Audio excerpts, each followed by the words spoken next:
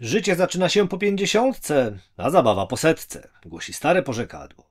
I właśnie do rzeczonej 100 zbliża się podcast na dywaniku u złego ojca. Z tej okazji będzie krótko i na temat, ale najpierw dżingiel. Witam w 92. odcinku podcastu na dywaniku u złego ojca. W razie gdyby ktoś miał wątpliwości, policzyłem, nie uwzględniając w tej liczbie 2 króciutkich poradnikowych fragmentów rozmowy z konsultantem w dziedzinie medycyny nuklearnej, bo to po prostu jej wycinki.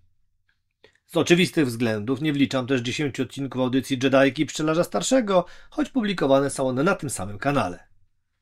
Po tym krótkim wstępie przejdę do rzeczy. Wielkimi krokami zbliża się 100. odcinek podcastu. Wszystko wskazuje na to, że ukaże się on, gdy podcast skończy 2 lata. Z kronikarskiego obowiązku przypomnę, iż premierowa rozmowa trafiła do sieci 8 lipca 2022 roku, a na dywaniku gościłem wówczas profesor Joannę Senyszyn. Jest więc kilka tygodni, by odpowiednio przygotować się do tego specjalnego epizodu. I tu pytanie do Was, drodzy słuchacze. Czy macie jakieś życzenia odnośnie tego, jak powinien wyglądać 100. odcinek? Jakieś konkretne tematy, pytania, goście, nowi bądź powracający? A może sami chcecie trafić na dywanik? Przyznam, że nie sprawdzałem jeszcze technicznych możliwości zorganizowania tego na żywo, ale mogę uśmiechnąć się do ekipy Stian Media i jakoś to ogarniemy. A skoro przy technikaliach jesteśmy, to czas na łyżkę dziegciu w beczce miodu. Ze względu na napięte grafiki studia i moje zobowiązania nie mogę zagwarantować, że w najbliższych 2 tygodniach odcinki ukażą się o czasie.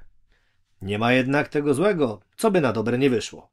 Jeśli przesunie się termin ich publikacji, to będziecie mieli więcej czasu na zastanowienie się. Lepiej jednak nie zwlekajcie. Nie planuję nikogo męczyć widokiem swej facjaty, dlatego ten pomysł z góry odrzucam. Wszelkie propozycje podsyłajcie na maila kontakt@złoojciec.pl bądź najwygodniej za pośrednictwem bloga Złego Ojca w komentarzach pod tym odcinkiem. Czekam na Wasze pomysły.